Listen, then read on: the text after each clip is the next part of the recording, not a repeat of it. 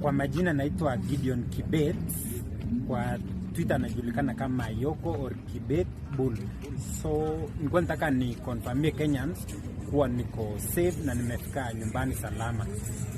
So na niliweza kudropiwa at first, sikuwa nikijua ni wapi. So kidogo nikaenda mbele nikapata ni Luanda. Hapo Luanda nikatafuta mahali pa kukaa for safety mpaka ifika asubuhi ili nisafiri nyumbani. Pengine ulidropiwa saa ngapi? Hivi ilikuwa saa 9 to saa 10. Wakenya wengi? Hiyo tweet ilikuwa yangu. Ilikuwa nikitaka ni confirm kuwa to Kenyans that I'm safe. Pengine hali yako iko aje? No, sina majeraha yoyote kwa mwili. Maybe uchofu tu. Kwanza nataka nishukuru kila mtu wa Twitter mwenye alipush hashtag or anything. I will fanya to anything to make sure all the abducted guys walitolewa. Asante sana. Nawashukuru Kenyans. Ronnie tumeongea na yeye ako Nairobi na ako salama sana. Wako na marafiki. Abduction is real. I can confirm that. Then mimi naaji tu serikali kukuwe na freedom of speech. Or watumie mikakati poa kama kupeleka mtu kotini. Okay.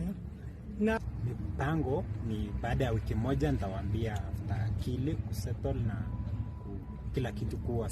Kibet Bull has just been released and is among the very many Gen Z who had been abducted, and the outcry of Kenyans made them released. As we are transferring to 2025 and the new eve is starting, many young people who were abducted because of being the critics of the Kenya Kwanza regime have come out to condemn that it is something bad which happened to them.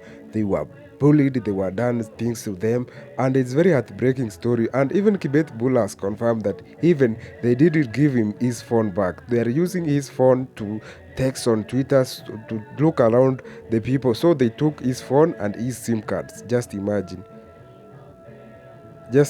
what animosity was happening behind the door.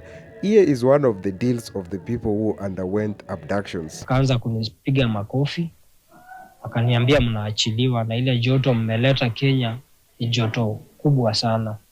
So tunaomba msijaribu kwenda kwa any media kwenda kuelezea jinsi mahali mmekuwa na kudescribe ile tocha mmepitia. Tutawarudia hatuwaue. Na wakachukua sellotape wakanifunga around na wakafunga mikono zangu. So wakafungua mlango kama kuna ka corridor, akanisimamisha. Nikasikia akiambia Longton, naambia ndugu yako muone asiai jaribu kwenda kwa maandamano wala asiaonekana frontliner. When we were released, actually we were thrown somewhere near Gachagua, the last point of Kitisiru. There's a river. From Kitisiru you are coming to somewhere close to Bishop's Road. There's an estate there. When we were thrown there, we were told to sit down. We were masked, but with sellotapes, and all our hands with sellotapes, so that we can just remove and proceed. So we handed back our phones and some 300 shillings for transport. So once they told us, kindly don't open the masks or the sellotapes until you hear the sound of the vehicle has gone. So we actually did that.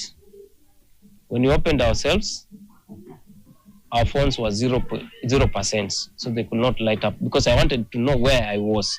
We did not know where we were at that point, but we could see an estate some distance or along Bishop's Road. I told my brother, let's go to that estate. If you can get watchmans, we charge our phones. So once we reached that estate, we narrated our ordeal to the watchmen. And they told us, you guys, you've been in the media for the longest time. We charged our phones. I called my brother, Abdul Longton. They told him, now we've been thrown somewhere in Gachagua. Come pick us. They started coming from Kitengela. And I also called some human rights bodies. Told them we've been released. They came to our rescue. They took us to a safe house. They took us for medical attention. So we stayed in Nairobi for about 3 weeks at their own cost, the human rights organizations. Then we were brought back to Kitengela. I lost 16 kgs within a month.